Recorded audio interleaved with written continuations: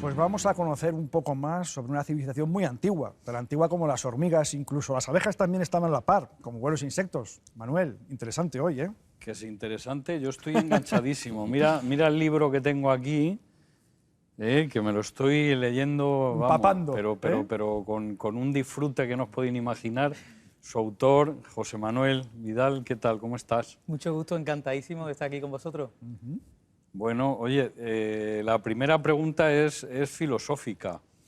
Un sabio decía que había tantas estrellas en el firmamento como granos de arena en una playa. ¿Cuántas hormigas hay en un hormiguero? Jorge, empiezas con la pregunta más complicada.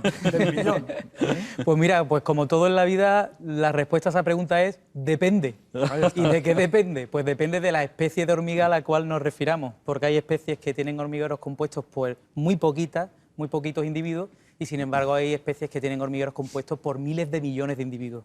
O sea que fíjate la variabilidad que puede llegar a haber. Bueno, José Manuel, pues mira, vamos a seguir hablando de hormigas y no hemos terminado con Susana. ¿Cómo estás, Susana? Hola, ¿qué tal? Bueno, creo que nos vas a hablar de la función de las hormigas como de alguna manera polinizadoras o Sí, bueno, encargadas la de función diseminar de dispersión de semillas, sí. Con todo el respeto, porque aquí estando el súper experto en hormigas, pues bueno, yo voy a intentar hablar de las hormigas, que además es un animal que me encanta, por cierto. Sí. Realmente es sorprendente, ¿no? Muchas veces ver a hormigas que llevan unas semillas enormes, grandísimas, ¿no? Que a lo mejor son hasta 30 o 40 veces más pesadas que su propio cuerpo, ¿no? Y una de las cosas interesantes que tiene la hormiga con las plantas es esa asociación mutualista, ¿no? Que consigue de alguna forma que la planta se pueda desplazar gracias a bueno, ese transporte que hace de semillas, y luego la hormiga consigue alimento, ¿no? a través de las semillas, ¿no? Hay hormigas que son granívoras y se terminan comiendo la semilla, y hay otras que en realidad lo único que hacen es una cosa curiosa, porque hay semillas que tienen como una especie de sustancias oleaginosas que, digamos, esas sustancias son muy interesantes para las larvas de las hormigas, ¿no? Y entonces se las dan a las larvas y luego lo que hacen es almacenarlas en algunos sitios especiales en el hormiguero donde dejan las sustancias de desecho, ¿no? Y entonces, gracias a eso, donde están hormigas muertas y otras sustancias, gracias a eso se crea como una especie de sustrato en el que pueda germinar la semilla, ¿no? Y entonces es una asociación muy curiosa, ¿no? Una de las plantas, por ejemplo, que se ha investigado bastante en relación a eso es la Euphorbia charácea. Es una lechetrezna de la que se saca un látex que es pegajoso, ¿no? Y que incluso el látex hay veces que pueden servir para hasta quemar verrugas. Y bueno, en realidad esa lechetrezna, incluso mezclada con el algarrobo, con la sustancia de algarrobo, sí, sirve para liga para pájaros, para cazar pájaros, ¿sabes? Es una cosa muy curiosa. La Euphorbia charácea, en sus semillas, tiene precisamente esas sustancias oleaginosas que hacen que las hormigas tengan en especial querencia por esa semilla, ¿no? Y de hecho se distribuye con mucha más profusión gracias a las hormigas, ¿no? O sea, que la planta ha desarrollado ese mecanismo para... Sí, para poder atraerlas. llegar a muchos más sitios y que de alguna manera les sirva también a la hormiga para alimentar a sus larvas, ¿no? Bueno. O sea, es una manera, ya sabes, de conjunción, ¿no? Sí, de sinergias ahí que se crean en la naturaleza. Sí, sí. Bueno, Susana, pues muchas gracias. ¿Nos damos un paseo con las hormigas? Sí, perfecto, muy bien. Cualquier ecosistema de nuestra península tiene su comunidad especial de hormigas. Desde nuestra infancia sentimos atracción y curiosidad por estos inquietos animalillos. De ellos nos contaban que podían cargar con 7 veces su peso, y los hormigueros eran objetivo bélico de nuestras travesuras.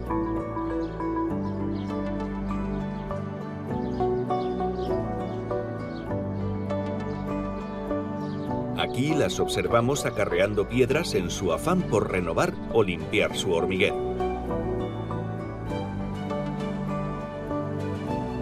Son incansables recolectoras. Guiadas por las primeras rastreadoras, acceden a las fuentes de alimento. En este caso, recolectando semilla a semilla un diente de león.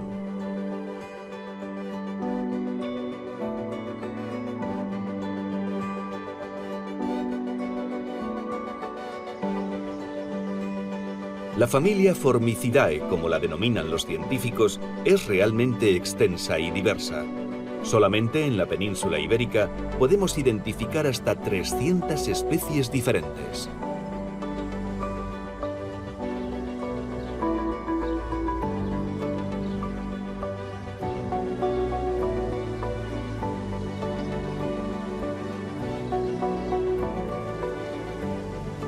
Los hormigueros son un excelente ejemplo de una de las más sofisticadas organizaciones sociales que se dan en la naturaleza. Cada hormiga sabe perfectamente cuál es su papel en la comunidad.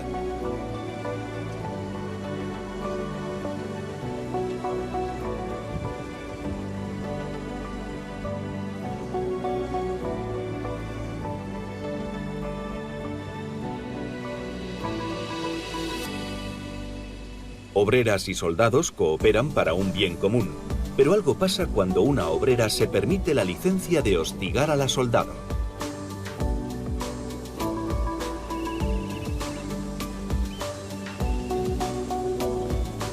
Existe una relación muy estrecha entre las plantas y las hormigas. Tanto es así que los expertos en la materia han comprobado la función polinizadora de algunas especies.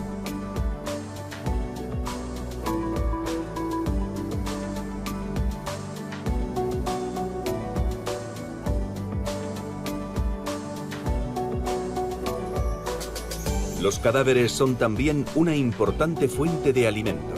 Son capaces de trocear y transportar un animal del tamaño de una lagartija en cuestión de horas. Algunos hormigueros también pueden optar por introducir a la presa en sus galerías. Con la llegada del otoño y las primeras lluvias, se produce la explosión de las hormigas aladas. Estos animales que se han estado desarrollando en el interior del hormiguero vuelan para aparearse. Normalmente las de mayor tamaño son las hembras y los más pequeños los machos. Las hembras fecundadas volarán a nuevos territorios para fundar su propia comunidad.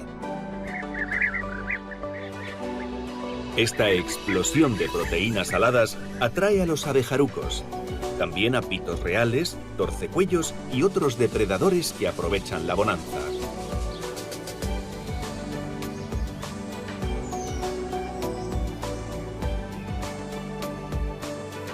Otras muchas especies se alimentan de hormigas, y las hay en todo el reino animal.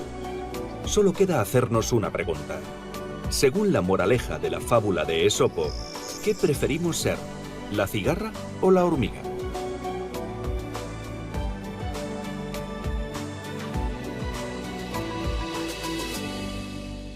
José Manuel, ¿qué papel juegan, porque las hormigas tienen una relación tan intensa con el suelo, qué papel juegan con la formación y bueno, pues el enriquecimiento del suelo? Pues esta pregunta no es fácil de contestar, no porque no haya información al respecto, sino todo lo contrario. Las hormigas tienen el título de ingenieras de los ecosistemas. Muchas especies pues hacen su nido en el interior del suelo y, claro, como fruto de esas nidificaciones en el interior del suelo y como fruto también de su vida en sociedad y de la cantidad de actividades que vienen ligadas a su vida en sociedad, pues hacen muchísimas cosas. Son muchos los servicios ecosistémicos que nos pueden ofrecer las hormigas, ¿no? El primero de ellos que se me viene a la cabeza, pues aumentar la porosidad del suelo, por ejemplo, ¿no? Pero como fruto de esa incesable actividad, pues ellas traen un montón de nutrientes y los incorporan al suelo. Participan en las primeras etapas de descomposición de la materia orgánica, enriquecen el suelo, hay estudios que demuestran que son muchos los minerales que aportan al suelo y, bueno, podríamos estar hablando de esto muchísimo tiempo. Ya.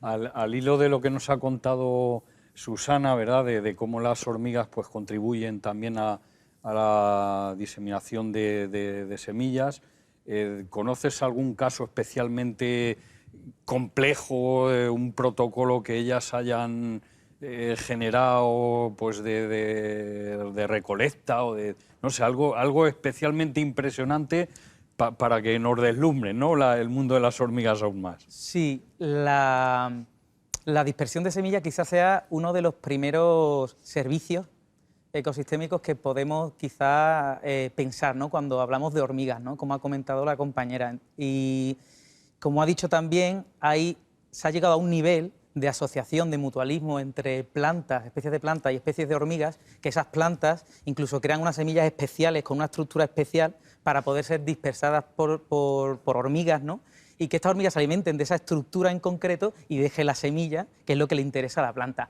Pero las relaciones entre plantas y hormigas van aún más allá, aún más allá. La fama que tienen las hormigas en los ecosistemas donde viven, la fama que han criado, si me permites la expresión, entre los organismos con los que comparten hábitat, es tal de agresivas y de belicosas que las plantas también lo saben, ¿no?, si me permite esa expresión. Y existen especies de plantas que incluso ofrecen néctar, pero extrafloral, fuera de la flor. Ofrecen en unos nectarios un néctar muy rico en aminoácidos y en azúcares, que a las hormigas que viven asociadas a estas plantas las vuelven totalmente locas. En cambio, mejor dicho, a cambio, estas hormigas defienden a la planta de cualquier incursión, amenaza, de cualquier insecto pues, que pueda devorar la planta, tanto en fase larvaria como en fase de adulta, ¿no? Y tienen ese mutualismo súper estrecho. Pero para que veas hasta qué punto, ¿no?, esas relaciones pueden ser íntimas, ¿no? Esta planta, pues sin estas hormigas las tendría crudas y viceversa, puesto que esta planta le ofrece el alimento que ciertas especies de hormigas comen, ¿no?, se alimentan. Algo que nos ha impresionado a todos desde pequeñitos, ¿no?, de críos, eran esas masacres que de repente veías de un hormiguero allí arrasado, todas las miles de hormigas muertas. ¿Eso a qué atiende? ¿Qué quiere decir esto? Pues no sé exactamente a qué te refieres. O sea, cuando ves directamente un hormiguero en el in situ con todas las hormigas fuera alrededor. Sí, fuera alrededor, de repente te encontrabas pues miles de hormigas masacradas. O sea, allí un pastel de hormigas muertas. Se me ocurren dos cosas. Normalmente cuando encontramos concentraciones de hormigas así un poco raras, ¿no?, de masacres tan grandes, primero puede ser venenos, pero vamos a intentar obviar esta y vamos a buscar la alternativa más positiva, por llamarlo de alguna manera, y es que en el mundo de las hormigas las guerras que se dan entre las distintas colonias, y no tienen por qué ser especies diferentes, pueden ser dentro de una misma especie, entre colonias diferentes, son impresionantes.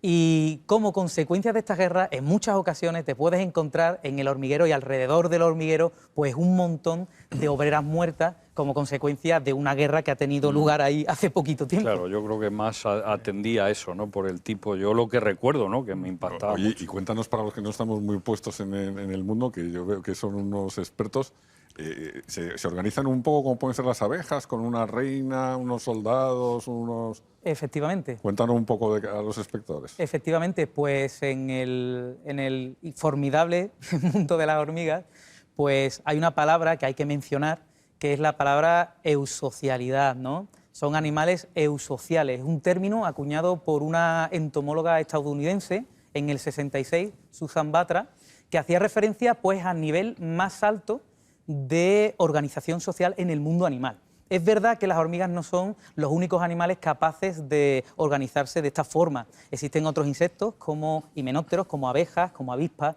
otros insectos también como escarabajos, trips, incluso mamíferos, cangrejos también, se han descrito que tienen organizaciones sociales, incluso algunos mamíferos pequeños, no homínidos, por supuesto, como son las ratas topo, pero es verdad que las hormigas son uno de los mejores ejemplos de organización social, de organización eusocial, ¿no?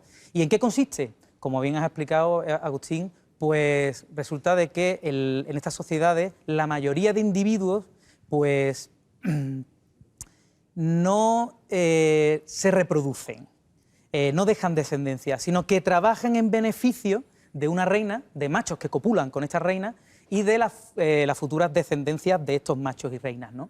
Eso es, digamos, a grosso modo lo que caracterizaría una estructura eusocial. Y como ya os comento, en sociedades compuestas por miles de millones de individuos, qué mejor ejemplo de organización que el de las hormigas, ¿no? José Manuel, uno de los paradigmas de la biología de ahora es un poco conocer más el tema del mutualismo, la cooperación entre especies, ¿no? Parece que es una cosa de toda la vida, la simbiosis, las cooperaciones, pero cada día que se va estudiando más, pues se conoce un detalle más, ¿no?, de esa cooperación y de esas redes que ha anunciado ya al principio, de esas redes sociales, ¿no?, entre no solamente las mismas especies, sino entre diferentes, ¿no? Las hormigas, por lo que veo, cada vez tienen más. O sea, ¿tú crees que hay un límite en el conocimiento de las hormigas o cada vez a vosotros que os dedicáis a estudiarlo os sorprende más esa conexión con el vecino, con esa planta, eso que comentabas inicialmente al principio, que cultivan, tantísimas cosas, ¿no? Pues si hay límite, los desconozco. Eso es lo bonito. Sí, es realmente lo bonito porque es una ciencia abanderada con el nombre de mirmecología, la ciencia que estudia las hormigas, ¿no? Fíjate cómo es la cosa, que nadie conoce la ciencia conocida como culicidología. Mira por dónde sería la ciencia que estudia esos bichos tan molestos que tenemos en la casa que nos chupan la sangre por la noche, que conocidos son, ¿eh?, los mosquitos, ¿no? Sin embargo, la palabra, el término mirmecología es un término que en 100 años pues, ha crecido muchísimo a todos los niveles. Y bueno, tenemos muchísimas revistas científicas de impacto que incorporan estudios científicos relacionados con la mirmecología, ¿no? Es un término que lo pones en Internet y las entradas son bestiales, ¿no? Entonces, en relación a lo que me estás contando de esos mutualismos con otros organismos, pues bueno, las hormigas es una familia de insectos que son tan abundantes, son tan ubicuas, estando en la mayoría de los ecosistemas terrestres y en todos los continentes, exceptuando la Antártida, que se relacionan con tantos organismos que de alguna manera envuelven la vida y ponen su granito de arena a la hora de dirigir la evolución, ¿no? Entonces los mutualismos, pues bueno, es una de las relaciones tan bonitas para estudiar, ¿no?, de las hormigas, cómo se relacionan con distintos organismos, y se me está viniendo a la cabeza pues quizá la más archiconocida, que es la relación que tienen las hormigas, ciertas especies de hormigas, con su ganado, que son los pulgones. Y estamos hablando de ganadería. Cuando creíamos que habíamos inventado la ganadería, ya las hormigas nos llevaban inventadas. Unos cuantos millones de años. Unos cuantos.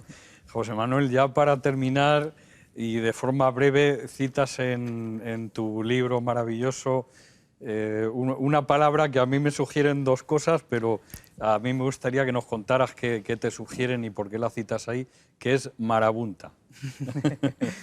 Creo que podría adivinar las dos cosas que te sugieren. Quizá una de ellas sea, bueno, no sé si daño o no, pero las películas pueden que hayan hecho mucho daño. Sí. Si bien es verdad que el ser humano no es un ser creador, sino creativo, y cuando ponemos películas de esa índole donde llevan los trozos de dedo de las personas, ¿no?, pues bueno, probablemente haya en la naturaleza, y es que las hay, hormigas que son capaces de hacer eso, de descuartizar un antílope en cuestión de horas y reducirlo a huesos, ¿no? Pero a mí me sugiere otra cosa más, y me sugiere un foro de aficionados a las hormigas, que justamente fue el origen de lo que hoy día es la AIM, que es la Asociación Ibérica de Mirmecología, un lugar donde tanto investigadores como aficionados pues comparten esa afición, en algunos también trabajo, claro, por este mundo, ¿no?, por esta familia de animales que contempla pues más de 13.500 especies en todo el mundo. Pues nada, me has producido un hormigueo muy grande.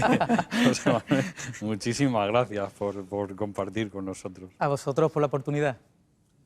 Pues ya lo ven. ¿Qué sería de caza y pesca sin esto, sin la pasión, sin la fuerza de nuestros invitados y sin la fuerza de todos nosotros? Dentro de un poco van a ustedes a notar un cambio importante en el Veda Abierta. Va a haber más caza, va a haber más pesca y va a haber naturaleza de otra manera, pero súper intensa. No se lo pierdan porque dentro de muy poco estamos con ustedes. Pónganse cómodo y aquí les esperamos. Hasta pronto.